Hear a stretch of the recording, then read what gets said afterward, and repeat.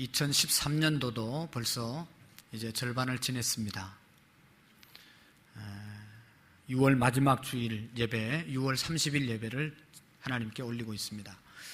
금년에 많은 것들을 계획하고 출발했을 텐데 어떻게 잘 되고 있는지 한번 꼭 점검하시고 우리가 2013년도 세웠던 모든 계획들이 잘 이루어질 수 있기를 주의 이름으로 축원합니다. 여름이 되면 이제 우리나라에 얼마 전부터 생겼던 그런 말이 있는데 그것이 뭔가 하면 게릴라성 폭우라는 말이 있습니다. 게릴라성 폭우. 게릴라는 어떤 겁니까? 이게 언제 나타날지 모르는 거예요. 게릴라는 나타나긴 나타나는데 언제 나타날지 모르는. 비가 오는데 온다고 예상을 하고 준비를 하면 피해를 얼마만큼 줄일 수가 있는데 이건 예측할 수 없을 정도로 아무 데서나 아무 지역에서나 오는 거예요. 햇빛이 멀쩡하게 났다가 아무 대책이 없으면 그냥 어떤 지역에 가서 쏟아붓기 때문에 많은 피해를 입는 것입니다. 예측할 수 없는 폭우, 그것이 게릴라성 폭우인데 우리 인생도 마찬가지인 것 같아요.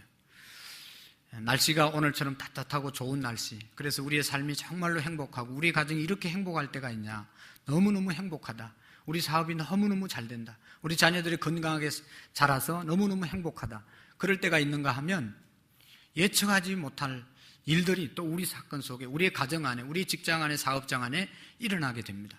우리 건강도 빼앗아가고 또 우리의 가족의 아픔 있는 일들이 얼마든지 일어날 수 있습니다. 예측할 수 없는 것이 우리의 인생입니다.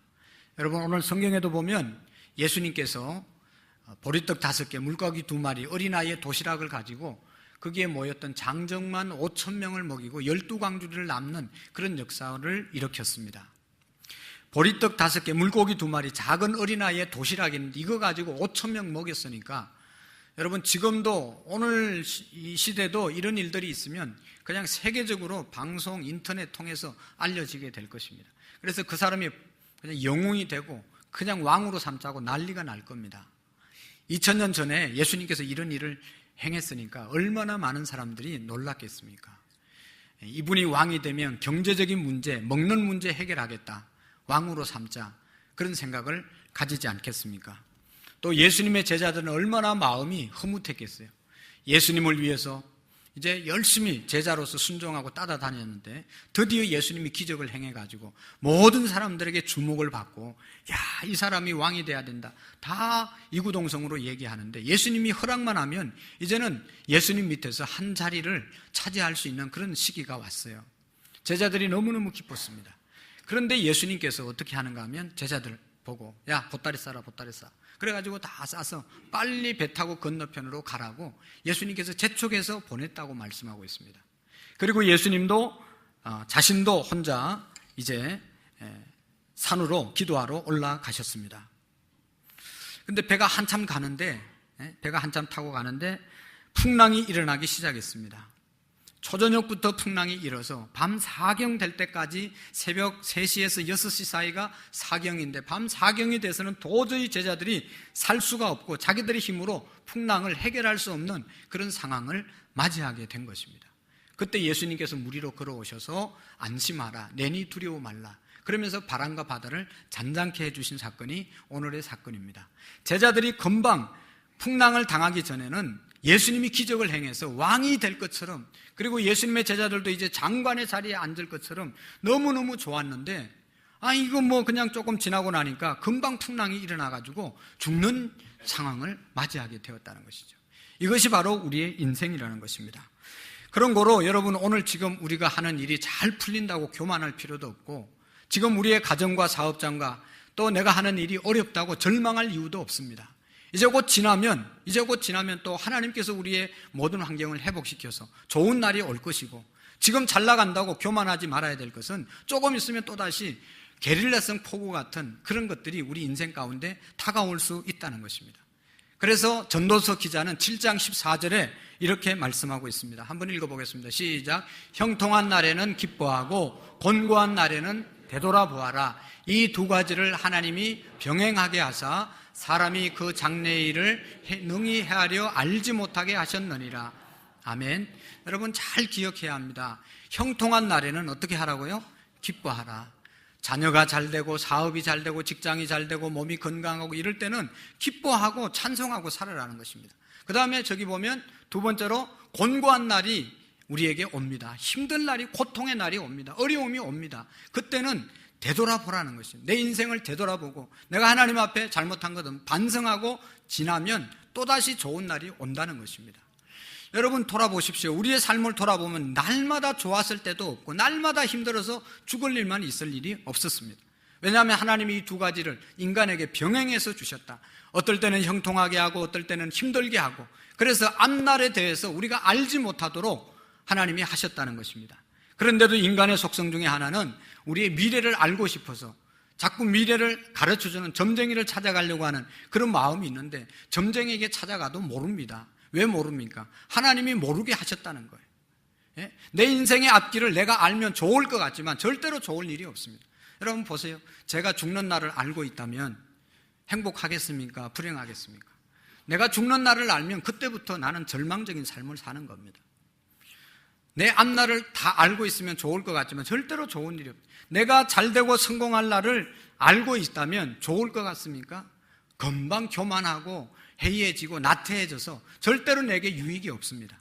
그런 걸 하나님께서 이 형통한 날과 곤고한 날을 겸하게 주셔서 미래를 알지 못하게 하고 하나님만을 의지하고 살아갈 수 있도록 그렇게 하신 것입니다. 그런 거로 여러분 미래를 알고 싶다고, 미래를 알겠다고 점쟁이 찾아가는 그런 어리석은 일이 없기를 바랍니다. 여러분 점쟁이 찾아갈 겁니까? 전혀 아무런 의미가 없어요. 알 수가 없습니다. 우리의 인생은 하나님께서 주장하시는 것입니다. 우리의 생명과 우리의 죽음과 우리의 화와 우리의 복을 하나님의 손에 달려 있음을 믿으시기를 바랍니다. 하나님의 말씀대로 살고 우리가 하나님의 뜻대로 살면 하나님이 책임져 주시고 축복해 주시지만, 하나님의 말씀을 거슬리고 죄짓고 못된 짓 하면 하나님께서 망하게 하시는 거예요. 아무리 점쟁이가 잘 된다고 이야기해도 자기가 제대로 살지 못하면 그 말은 이루어질 수가 없는 거예요. 하나님의 뜻대로 사는 인생이 복받는 인생인 줄로 믿습니다. 여러분 오늘 성경을 통해서 우리에게 주시는 교훈은 제자들이 풍랑을 만난 원인이 누구에게 있는가? 제자들이 풍랑을 만난 원인이 어디에 있는가? 제자들은 지금 그들이 전혀 예측할 수 없었던 시급한 상황 가운데 빠졌습니다. 왜 이 상황 가운데 배를 타고 가다 풍랑을 만났습니까? 이 사건의 이 어려움을 준 원인 제공자가 누굽니까? 제자들입니까? 아니면 군중들입니까? 오늘 본문을 자세히 살펴보면 바로 예수님의 말씀에 순종해서 배를 타고 가다가 죽을 고생을 지금 하고 있는 것입니다. 예수님이 빨리 보따리 싸서 건너편으로 가라고 말씀하셔서 그 말씀에 순종하다가 지금 이런 지경에 이르게 된 것입니다. 마태복음 14장 22절 말씀을 한번 보실까요? 시작. 예수께서 즉시 제자들을 재촉하사 자기가 무리를 보내는 동안에 배를 타고 앞서 건너편으로 가게 하시고. 아멘. 얘들아 여기 머물지 말고 빨리 보따리 싸서 저 건너편으로 건너가라. 그래서 제자들이 말씀에 순종해서 보따리 싸서 배 타고 건너가다가 지금 풍랑을 만나게 된 것입니다. 조금 전에는 지금 막 오병이어의 기적을 일으켜서 얼마나 좋았겠어요. 정말로 예수님 내가 제자가 된 것이 천만다행이지. 너무너무 좋아가지고 막 좋아하고 있는데 예수님께서 보따리 싸서 가라고 그랬는데, 그렇게만 말 안 했어도 그 밤새껏 뭐 했겠습니까?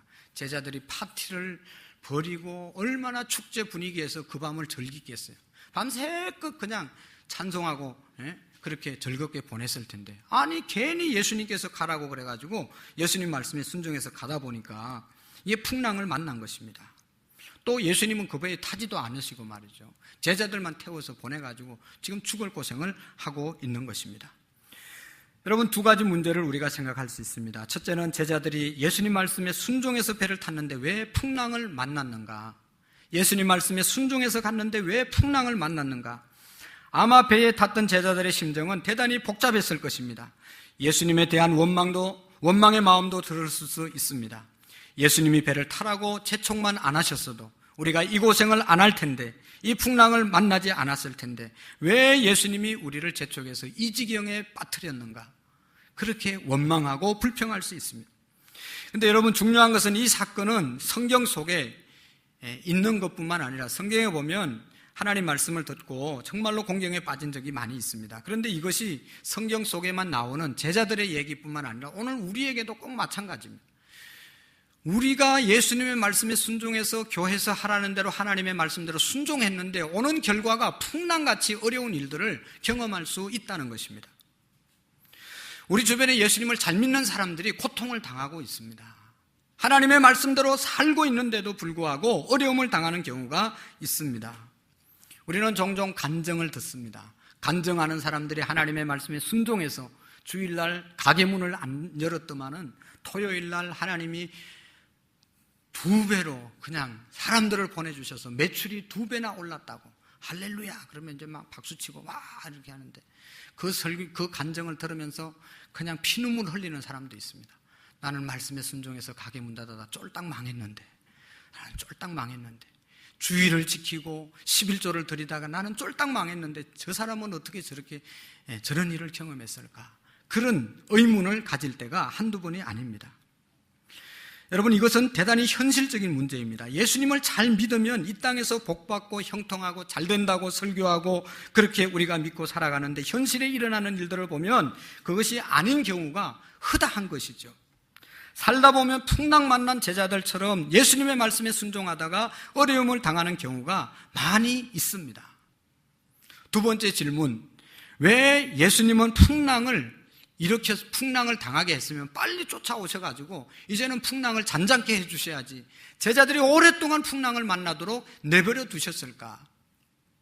제자들이 풍랑을 만날 때 예수님의 행동, 예수님이 만약 실수로 그들을 공경에 빠뜨렸다면 예수님은 빨리 와서 이제 제자들을 구해줘야 될 것 아니겠습니까? 예수님이 가라고 그랬으면 가다가 풍랑을 만났으면 예수님이 책임져줘야 될 거 아니겠어요? 그런데도 예수님이 언제 오시는가 하면 마태복음 14장 25절에 보면 시작 밤 4경에 예수께서 바다 위로 걸어서 제자들에게 오시나니 아멘. 예수님이 언제 오셨다고요? 밤 4경에 왔다. 밤 4경에 왔다. 요즘 말로 말하면 4경은 새벽 3시부터 6시까지입니다. 그러니까 한밤중에 오셨다는 거예요. 여러분 제자들이 언제 풍랑을 만나게 되었는가? 언제부터 풍랑을 만나게 되었는가? 학자들마다 여러 가지 의견이 분분하지만 성경에 보면 요한복음 6장 16절에 보면 저물매 제자들이 바다에 내려가서 저물 때부터 배 타고 해가 넘어갈 때부터 배를 타고 가는데 그때부터 바람이 일어나서 그때부터 제자들이 고생했다는 것. 초저녁부터 고생해서 한밤을 지내서 새벽까지 고통스러운 밤을 보내게 된 것입니다. 근데 또 마가복음에 보면 예수님께서 마가복음 6장 46절 48절에 보면 제자들이 힘겹게 노젓는 것을 보시고 밤 4경쯤에 그런 말씀. 예수님이 저 멀리서 제자들이 풍랑 만나서 고생하는 것을 다 보고 있었습니다. 그냥 죽을 똥을 싸면서 고생하는 것을 예수님이 다 바라보고 있었습니다. 여러분 이해가 됩니까? 그런데 우리가 실제로 살다 보면 내 삶 속에서도 어려움을 당할 때 예수님께서 방관하고 계시는 것처럼 느껴질 때가 한두 번이 아닙니다. 기도하는 성도님들을 보면 새벽마다 나와서 울면서 하나님 앞에 기도합니다. 하나님, 우리의 자녀의 문제를 해결해 주십시오. 하나님, 우리의 남편을 돌이켜 주십시오. 우리의 사업장 좀 하나님 해결해 주십시오. 날마다 와서 기도하고 울부짖는데 변화되는 것은 없는 것 같습니다. 남편은 점점 더 어려운 길로 가고 자식은 점점 더 삐딱하게 가고 사업은 점점 어려워지고 건강은 회복되지 않고 이런 경우가 허다하게 있습니다. 하나님께서 빨리 응답해 주지 않습니다. 왜 우리가 예수님의 제자들이 예수님의 말씀에 순종해서 배를 탔는데 이토록 고생을 하는가? 왜 예수님은 제자들이 고통을 알면서도 왜 빨리 와서 해결해 주지 않는가? 이것이 우리의 문제입니다. 근데 여러분 이 두 가지 문제를 놓고 하나님 앞에 기도하다가 응답받은 것은 이것은 여러분 대단히 중요한 것입니다. 뭔가 하면 관점의 차이라는 것입니다. 그 사건을 바라보는 관점이 문제이고 관점의 차이에 따라서 이것이 축복으로 보일 수도 있고 이것이 저주로 보일 수도 있는 것입니다. 여러분 관점 그것은 무슨 뜻인가 하면 잘 아시겠지만 사물이나 현상을 관찰할 때 그 사람이 보고 생각하는 태도나 방향 또한 처지를 말하는 것이 관점입니다. 이 사물을 보고 내가 생각하는 생각이 다 다른 겁니다. 여러분, 관점 생각하면, 정치를 생각하면 쉽게 이해할 수 있는데 우리나라 정치는 여당과 야당이 있습니다. 진보와 보수가 있습니다. 한 사건을 놓고 보는 관점이 완전히 다릅니다. 저희들이 대학 다닐 때 80년도 얼마나 데모를, 민주화를 위해서 많이 했는지 모릅니다. 날마다 데모했어요. 5월 달부터 시작해서 6월 항쟁 엄청나게 데모했어요. 아침마다 신문에 데모한 사건이 그냥 대서특필해서 전면에 나오잖아요. 그런데 보수적인 진영에서 쓴 신문과 진보 측에서 만든, 예를 들어서 뭐 한겨레 신문에 이런 데서 찍어서 기사를 낸 거 보면 완전히 다릅니다. 진보적인 그러한 입장에서 신문 기사를 쓰는 사람들은 전투경찰들이 학생들을 막 방망이로 때려가지고 피가 막 철철 흐르는데 막 경찰들이 막 끌고 가면서 막 발로 차는 것, 이런 것을 막 찍어가지고 신문에 막 내가지고 막 이럴 수 있냐, 이게 막 경찰이 막 정부에 대해서 막 비난하고 욕하죠. 또 보수적인 신문에서는 어떤 학생들이 경찰에게 돌을 던지고 막 화염병을 던지고 그래가지고 막 경찰의 옷에 불이 붙어가지고 막 끄는데 막 이 시민들이 달라붙어가지고 막 그 쓰러진 경찰을 막 짓밟는 이런 것들을 막 찍어가지고 이 공권력에 막 저항하고 막 이게 막 그런 것들을 또 이렇게 보여주지 않습니까? 그러면 똑같은 사건을 놓고 보는 관점에 따라서 그렇게 다르게 보도를 하는 거예요. 여러분, 기자들은 그러니까 여러분 우리가 신문에 나는 것, 방송에 나는 것 잘 새겨서 들어야 됩니다. 정치인들이 하는 말은 잘 새겨서 들어야 됩니다. 다 자기 관점에서 이야기하는 것이지 진리를 이야기하는 것이 아닙니다. 그런데 우리 순진한 국민들은 날마다 속는 거예요. 그러니까 속을 필요가 없어요. 이게 이 주관성을 갖기가 힘들지만, 객관성을 갖기가 힘들지만 그래도 우리가 정신을 잘 차리고 어떤 것이 진리인지 아닌지 잘 분별해야 돼. 안 그러면 정치인들이 자기들의 세를 몰아가기 위해서 그냥 국민들을 가지고 놀고 우롱하는 거죠. 관점의 차이가 이렇게 나는 것입니다. 한 사건을 놓고 한쪽에서는 정부가, 한쪽에서는 학생이 잘못했다고 서로가 비난하고 서로가 입장을 밝히는 것을 볼 수가 있습니다. 시각에 따라서 전혀 다르게 볼 수 있다는 것이죠. 여러분, 예수님의 관점과 제자들의 관점이 있습니다. 이런 맥락에서 오늘 신앙생활하는 우리의 모습을 살펴보면 예수님의 관점과 우리의 관점이 얼마나 많이 다른지를 알 수가 있습니다.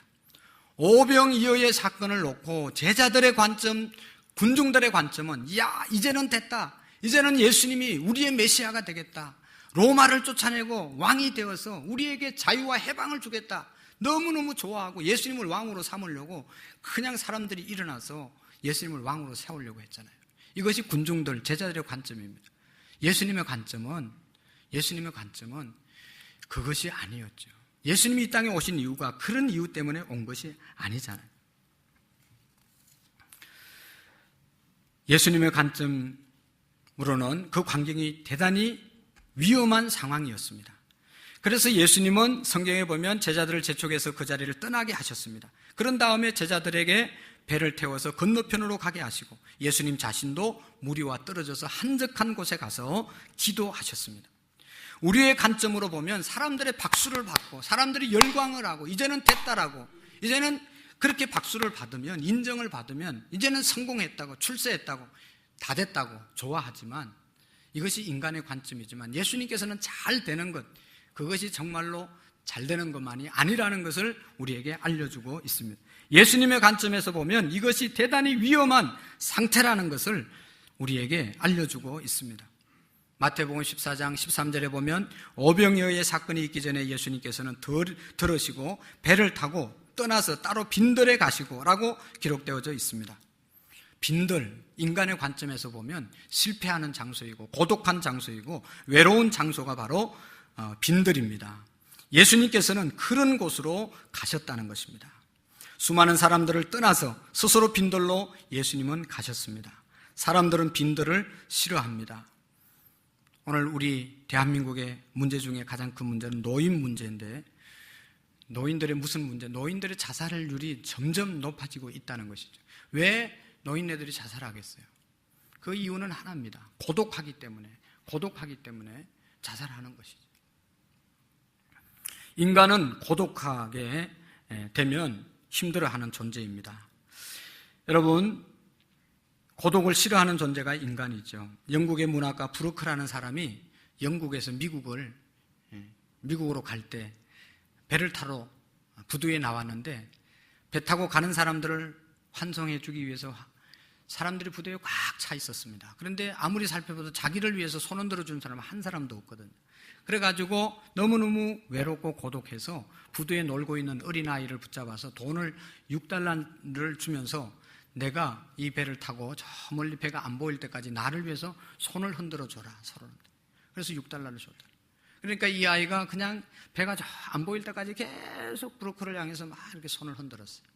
그런데 재미있는 것은 배가 사라질 때까지 손을 흔들고 난 다음에 이 브로커가 이 광경을 보고 글로 이렇게 재미있게 썼습니다. 돈 받고 흔드는 손을 보고 나는 더 고독을 느꼈다.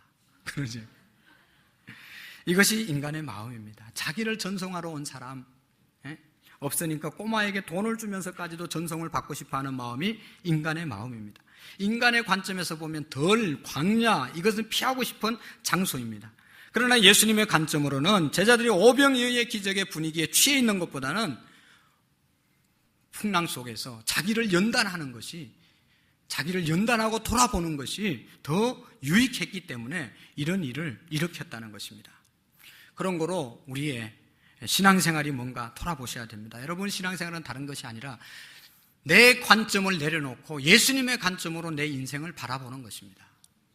내 입장에서 내 인생을 바라보는 것이 아니라 하나님의 관점으로 내 인생을 바라보는 것이 진정한 신앙인 것입니다. 내게 익숙한 세상의 가치관으로 나를 보는 것이 아니라 예수 그리스도의 관점으로 내 인생을 바라보는 것입니다. 이것이 진정한 신앙의 생활인 것입니다. 예수 그리스도의 관점을 덧입기 위해서 애쓰고 몸부림치는 것, 이것이 신앙의 생활입니다. 여러분, 오늘날 제가 볼 때 성도들에게 있어서 큰 문제 중에 하나는 뭔가 하면 기도 안 하는 것이 큰 문제입니다. 기도를 안 하는 것이 큰 문제입니다. 여러분, 주일날 교회는 오지만 얼마나 기도하십니까? 여러분, 솔직하게 한번 생각해 보세요. 예수 믿는 것은 기도하는 생활인데 기도를 안 하고 지금 살고 있어요. 기도를 안 하면 온갖 염려와 잡다한 생각이 우리 머릿속에 가득 차게 되는 겁니다. 얼마나 염려가 많이 돌아오는지 몰라요. 얼마나 망상이 많이 일어나는지 몰라요. 사명이 사라지고 꿈이 사라지고 의욕이 사라지고 온갖 두려움이 우리의 인생 가운데 달라붙습니다. 이유는 기도하지 않았기 때문에 그렇습니다. 그러나 여러분, 내가 기도하면 꿈이 생기고, 내가 기도하면 사명감이 불타게 되고, 내가 기도하면 앞날이 보여지게 되고, 내가 기도할 때 용기가 생기고 이 어려운 현실을 박차 나갈 수 있는 능력이 생겨지게 되는 것입니다. 저는 그렇습니다. 그래서 사도 바울이 빌립보서 4장에 보면 아무것도 염려하지 말고 모든 일에 기도와 간구로 너희 구할 것을 감사함으로 하나님께 아뢰라. 그래야하면 평강에 뛰어나신 하나님께서, 모든 지각에 뛰어나신 하나님의 평강이 너희의 마음과 생각을 지키시리라고 말씀하고 있습니다. 여러분, 기도 안 하니까 염려 생기죠. 기도 안 하니까 사명감 사라지는 겁니다. 기도 안 하니까 꿈이 안 생기는 겁니다. 기도 안 하니까 온갖 생각하다가 정신병에 걸리는 것 아니겠어요? 정신병이 뭐예요, 그게? 생각이 복잡해서 일어나는 것이 정신병입니다. 생각은 이런데 행동이 안 따라주니까, 행동으로 못 옮기니까 이게 우울증이 되고 이게 조울증이 되는 겁니다. 그러나 기도하면 자기가 생각했던 것을 옮길 수 있는 능력을 하나님이 주시기 때문에 걱정할 필요가 없는 거예요. 그런데 날마다 생각만 하고 기도는 안 하니까 온갖 문제가 다 생기는 겁니다. 여러분, 청년들, 왜 길이 안 보입니까? 왜 꿈이 없습니까? 여러분들이 기도를 안 하니까 그런 겁니다. 다니엘처럼, 요셉처럼 기도해 보십시오. 꿈이 생기고 사명감이 생기고 앞길이 열려지게 되는 거예요. 여러분, 우리가 기도하더라도 또 기도하는 내용도 문제입니다. 그 기도하는 내용이 다 내가 보는 관점에서 하나님 이렇게 해 주십시오, 이렇게 이루어 주십시오, 이렇게 해 주십시오.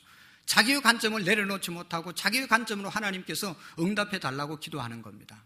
그러나 진정한 기도는 내가 생각할 때는 내 관점에는 하나님 이렇게 하는 것이 좋은데 하나님 보실 때 이것이 옳으면 내 관점을 내려놓고 하나님의 관점을 받아들일 수 있는 용기와 지혜와 능력을 달라고 기도하는 것이 올바른 기도인 줄로 믿습니다. 하나님, 제가 생각할 때는 이것이 축복이지만 이것이 하나님의 뜻이 아니면 내 뜻을 내려놓고 하나님의 뜻을 받아들일 수 있도록 하나님 은혜를 달라고 기도하는 것이 진정한 그리스도인의 기도의 생활인 것입니다. 여러분, 우리의 기도의 생활을 가만히 보면 자기 관점을 굽히지를 않는 거예요. 하나님 해주십시오. 이렇게 해주십시오. 이렇게 가야 됩니다. 그러다가 안 들어주면 이제 하나님 협박하잖아요. 하나님 정말로 안 들어주실 겁니까? 이제 기도 안 할 겁니다. 그리고 또 어떤 사람은 내가 이렇게 기도했는데 안 들으면 40일 금식 기도 들어갑니다. 이러면서 하나님 앞에 협박을 해가지고 계속 그렇게 가는 거예요. 진정한 기도는 여러분 마태복음 26장 39절에 보면 예수님께서 하신 기도가 있습니다. 나의 원대로 마옵시고 아버지의 원대로 하시옵소서. 할렐루야. 기도를 많이 하는 사람일수록 내 관점이 꺾여야 되는 것입니다. 세상의 관점이 다 사라지고 하나님의 관점으로 내 관점이 바뀌어지는 것, 이것이 기도한 사람의 모습인 것입니다. 관점이 바뀌면 내가 당하는 환난을 여러분 감사함으로 받을 수 있습니다. 할렐루야. 두 번째 의문이 있습니다. 왜 예수님께서 제자들이 고난당할 때 빨리 오시지 않았을까? 왜 밤 사경, 밤 한밤까지 기다리셨을까? 생각해 보십시오. 여러분, 예수님의 제자들의 직업이 뭐였습니까? 어부였습니다. 다 가룟 유다 빼고는 다 어부였습니다. 그러니까 풍랑이 초저녁에 일어나도 제자들은 끄떡하지 않습니다. 왜냐하면 아니 어부들에게 바다에서 풍랑이 일어나는 것은 당연한 삶의 한 현상이지 그게 무슨 뭐 대단한 것이 아닙니다. 힘들게 하는 것이 아닙니다. 날마다 배 타고 나가면 풍랑이 일어나는 겁니다. 그래서 풍랑이 일어날 때 자기들이 대처하는 방법이 다 있어요. 많이 불 때는 이렇게 하고 적게 불 때는 이렇게 하고 뭐 동쪽에서 불 때는 이렇게 하고 서쪽에서 자기들 나름대로 노하우가 있고 방법이 있고 경험이 다 있는 겁니다. 그러니까 웬만큼 바람이 불어도 꼼짝하지 않고 내 경험으로 내 지식으로 내 노하우로 다 해결할 수 있는 겁니다. 그래서 풍랑이 두렵지 않습니다. 그런데 이게 초저녁부터 시작해서 그냥 더 깊은 밤, 더 깊은 밤, 한밤중을 지내서 새벽까지도 계속 풍랑이 일어나니까 처음에는 뭐 경력 없는 사람들이 좀 이렇게 배를 안정시키려고 하다가 이제 점점 더 고참이 달라붙고 온 제자들이 달라붙어가지고 배를 안정시키려고 했는데 이제는 더 이상 되질 않아요. 죽을 지경에 도달하게 된 겁니다. 그때 예수님께서 제자들에게 찾아오신 것이죠. 여러분, 밤 4경이라고 하는 것은 물리적으로는 시간은 밤 3경 전에가 지나고가 4경입니다. 그렇지만 영적인 의미의 밤 4경은 사람이 할 수 있는, 내가 할 수 있는 모든 일을 다 해놓고 노력하고 애쓰고 온갖 방법으로 다 그 문제를 해결하려고 했지만 해결되지 않고 두 발 두 손 다 드는 시간이 바로 밤 4경의 시간입니다. 하나님이 언제 역사한다고요? 밤 4경에 역사하는 거예요. 보통 어려움을 당하면 우리는 내가 한번 해결해 보려고 또 병원 가서 해결해 보려고 온갖 인간적인 방법을 다 동원합니다. 이제 마지막 안 되면 그때 하나님께 오는 사람들이 있습니다. 그때가 바로 뭔가 하면 밤 4경의 시간입니다. 예수님께서 언덕 위에서 풍랑을 겪고 있는 제자들의 모습을 바라보면서 가만히 있었던 이유는 약 올리기 위해서가 아니라 예수님이 밤 4경까지 기다린 것은 너희들의 힘으로 한번 할 것 다 해봐라. 할 수 있으면 다 해봐라. 잘하고 있다. 바라보는 거죠. 저도 목회하면서 느끼는 것이 참 많이 있습니다. 목회가 참 쉽지 않습니다. 갈수록 점점 쉽지 않죠. 그래서 저는 제 아들 보고 날마다 목회 안 하는 것이 좋을 거다. 목회를 못하게 합니다. 갈수록 점점 어려워집니다. 가장 큰 이유는 여러분, 사람들이 안 바뀌잖아요. 아무리 설교해도 듣는 것 같은데 안 들어요. 아무리 기도하고 변화되기 위해서 열심히 기도해도 10년 가도 안 바뀌어요. 20년 가도 안 바뀌어요. 이게 뭐 30년 가면 바뀌겠어요? 좀 변화되라고 그렇게 외치고 하나님의 뜻을 위해서 우리가 울부짖고 기도해도 안 바뀌는 거예요. 안 바뀌는 거예요. 어떻게 목회를 하겠습니까, 여러분? 안 바뀌는데. 아니, 목회자의 보람이 말씀했을 때 말씀대로 살고 축복받고 은혜 받는 것이 목회자의 보람이고 그런 건데, 이게 뭐 말씀대로 살지도 않고 지멋대로 살다 날마다 얻어터져서 오니 이게 무슨 무슨 보람이 있겠어요? 여러분, 생각해 보면 인간은 아무것도 변화시킬 수가 없어요. 목사가 아무것도 할 수 있는 것이 없습니다.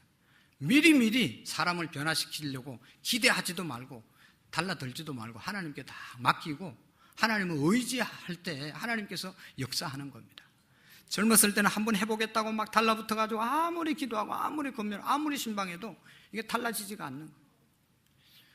목사가 그냥 힘들어서 지가 지쳐서 떨어지는 거예요. 여러분, 순종하면, 하나님께 맡기면 하나님의 능력을 경험할 수 있다는 것을 믿으시기를 바랍니다. 오늘 이 본문 마태복음 14장을 통해서 깊이 느낄 수 있는 것은 예수님의 말씀에 순종하다가 고난을 당할 때 그 순종하다 고난을 당한 것이 축복이라는 사실을 우리가 깨달을 수 있기를 바랍니다. 우리가 순종하다가 당하는 고통을 통해서 그것이 왜 축복인가 하면 예수님의 능력을 경험할 수 있기 때문입니다. 예수님 말씀에 순종하다가 고난을 당하면 기적을 경험할 수 있어요. 지난주에도 예수님 말씀에 순종해서 베드로가 바다 위를 걷다가 물에 빠져 들어갔습니다.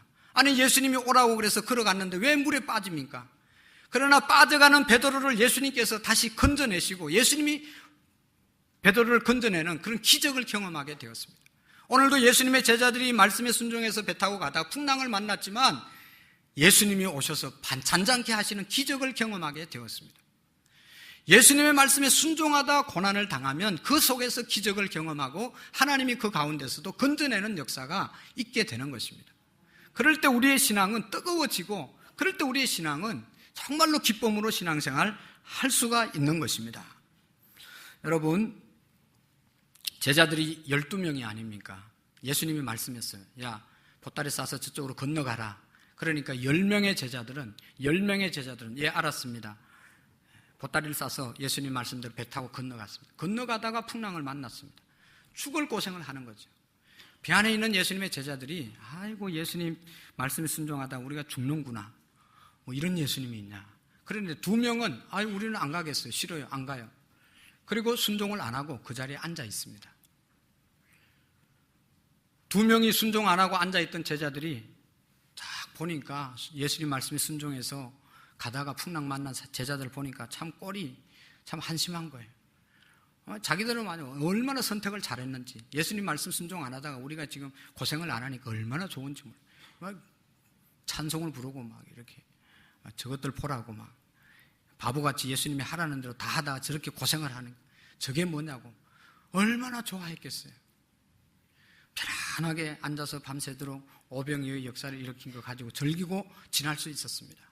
그러나 여러분, 순종한 10명, 고난당한 10명이 당한 것은, 그러다가 그들이 경험한 것은 예수님이 바람과 바다를 잔잔케 하시는 기적을 경험하게 되었습니다. 그런데 불순종한 편안하게 있던 그 2명의 제자는 예수님의 능력을 경험하지 못한 거예요. 예수님 말씀에 순종하지 않았기 때문에 그런 경험을 할 수가 없었어요. 그리고 자기들이 잘 선택했다 그렇게 생각하고 앉아 있을 수도 있었습니다. 여러분, 놀라운 것은 오늘날 우리 교회 안에 이런 제자들이 있다는 겁니다.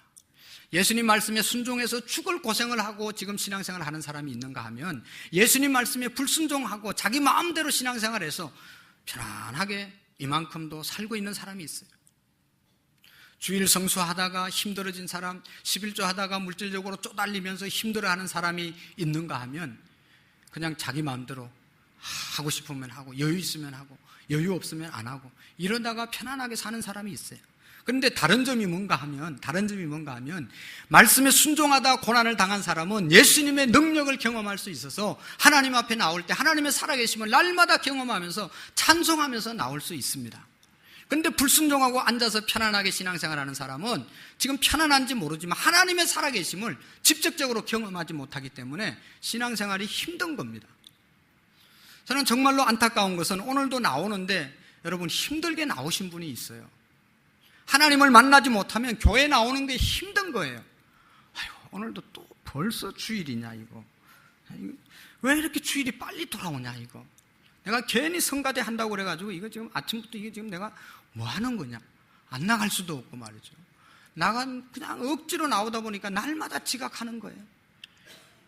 이 마누라 때문에 이 장가를 가가지고 장가 가면 교회 나간다고 약속하고 나가가지고 지금 끌려 나가는 게 얼마나 힘들어요, 여러분. 하나님 말씀에 온전히 순종하고 하나님의 능력을 경험하면 교회 나오는 것이 하나님 앞에 예배 드리는 것이 최고의 기쁨이 되고 기다리지는 시간이 되는 겁니다.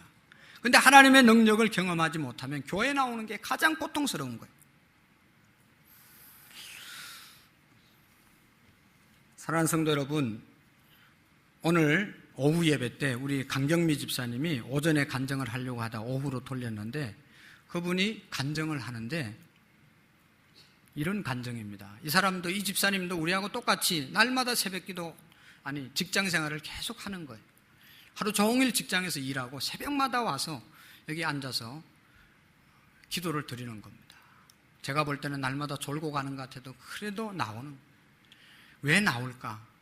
20일 특별 새벽기도 하면서 기도했던 제목이 있는데 그것이 응답되고 새벽을 깨워서 기도하면 하나님께서 응답해 주시는 그런 체험을 하기 때문에 졸리고 힘들고 고단해도 한 새벽을 깨워서 나오는 거예요.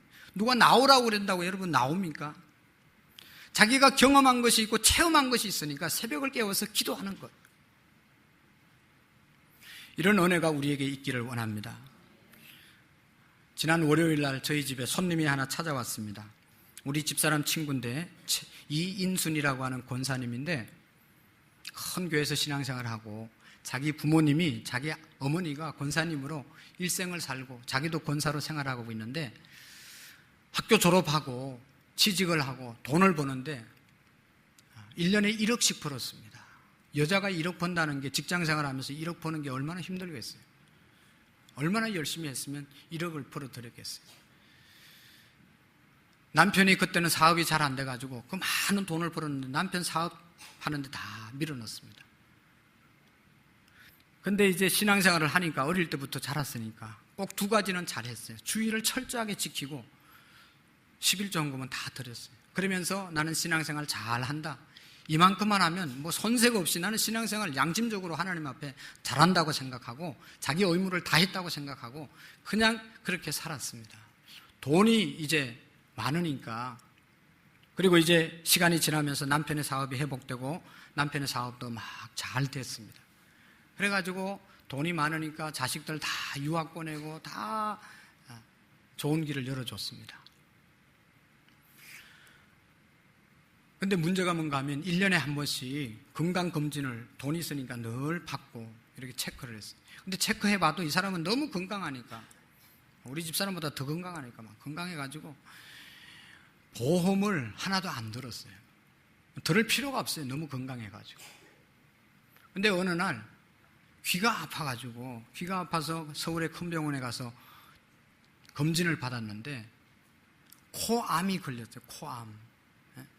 저는 코암이 있다는 것도 뭐 모든 부분에 암이 있을 것이라고 생각을 하지만 코암 걸린 사람 별로 안 못 봤어요. 이게 희귀병인데 코에 암이 걸린 거예요. 여기는 수술도 못 하는 거예요. 그래서 발견되고 난 다음에 지금 수십 차례 방사선으로 치료를 하는 겁니다.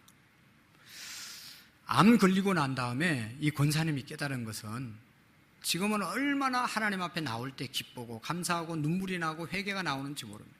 자기는 그냥 주일 지키고 11조 하면 신앙생활 다 하는 줄 알았습니다. 교회 봉사하고 뭐 하는 건 전혀 생각을 못했다는 겁니다. 근데 암 걸려서 딱 진단을 받고 나니까 세상이 달리 보이고 하나님 앞에 나오는 것이 얼마나 기다려지고 하나님 앞에 봉사하는 것이 얼마나 귀한 일인지를 깨달았다는 것입니다. 왜 목사를 찾아왔겠어요, 여러분? 암 걸려서 그 잘 나가던 인생이 이제 암 걸려서 내가 이제 망가지는구나 생각하니까 갈 데는 하나밖에 없어요. 이제 죽는 곳으로 가야 되는데 인생이 허무한 것 아니겠습니까? 여러분, 너나 할 것들이 다 똑같아요. 내가 건강하다고 계속 건강할 수도 없고 내 사업이 잘 나간다고 계속 잘 나갈 수도 없고 언제 어떻게 될지 아무도 모르는 겁니다. 내가 가졌다고 가진 게 얼마나 됩니까, 여러분? 하나님이 한 번 부르면 다 끝나는 것 아니겠어요? 내가 건강하다고 건강 자신하다가 여러분 건강이 무슨 건강이 그렇게 건강한 한순간에 무너지는 것이 인간의 건강이 아니겠습니까? 하나님의 뜻대로 하나님의 말씀대로 사는 것이 우리에게 있어서 최고의 축복의 삶인 줄로 믿습니다. 하나님 의지하고 하나님께 기도하며 살아가는 저와 여러분들이 되기를 원합니다. 기도할 때 기적을 경험할 수 있고 기적을 경험하면 우리의 신앙이 뜨거워질 수 있는 것입니다. 사랑하는 성도 여러분, 금년이 벌써 반년이 지나가고 있습니다. 반년 동안 우리가 어떻게 지나왔는지 다시 한번 우리의 자신을 돌아볼 수 있기를 바랍니다. 능력의 하나님을 경험하고 능력의 하나님께 기도하고 우리가 살아있는 역사하는 신앙을 가질 수 있기를 바랍니다. 그냥 주일 되면 교회 와야 되고 하나의 의무감으로 다니지 마시고 여러분 오늘도 우리에게 말씀하시고 우리를 책임져 주시는 하나님을 만나는 그런 은혜가 있기를 바랍니다. 내일은 7월 이제 후반기를 시작하는 첫날입니다. 바라기는 여러분 새벽을 깨워서 기도하고 하나님의 손에 우리의 모든 인생을 나가는 길을 맡기는 그런 시간이 되어질 수 있기를 바랍니다. 그래서 하반기는 어떤 일이 있더라도 기도함으로 승리하고 목표가 분명해지고 꿈이 있는 남은 시간들이 되어질 수 있기를 바랍니다. 사명감을 감당할 수 있도록 여러분 뜨겁게 기도하시고 살아갈 수 있기를 바랍니다. 하나님의 말씀을 읽고 한 사람이 한 사람을 전도해서 양육하고 훈련시켜서 하나님의 기뻐하시는 도구로 쓰임받는 저와 여러분들이 될 수 있기를 주의 이름으로 축원합니다. 기도하겠습니다. 하나님 아버지 감사합니다. 주께서 우리에게 다가오셔서 안심하나 내니 두려워 말라고 말씀하셨습니다. 하나님 아버지, 우리가 일어나는 사건 인간적으로 볼 때는 두렵고 떨리지만 하나님의 관점으로 예수님의 관점으로 바라볼 수 있는 믿음의 눈이 열려질 수 있도록 도와주시옵소서. 하나님 아버지, 얼마 남지 않는 우리 인생들 하나님 앞에서 바로 살아갈 수 있는 믿음의 용기를 허락해 주옵소서. 헛된 데 우리의 시간을 투자하지 않게 하시고 낭비하지 않도록 도와주시옵시고 남은 생활 하나님의 영광을 위하여 열심히 달려갈 수 있는 우리의 삶이 되게 해 주옵소서. 하나님, 우리가 기도하기를 원합니다. 기도의 영을 부어 주옵소서. 기도함으로 우리의 모든 문제를 해결받는 기적을 경험할 수 있는 성도들 되게 해 주옵소서. 예수님의 이름으로 감사하며 기도하옵나이다. 아멘.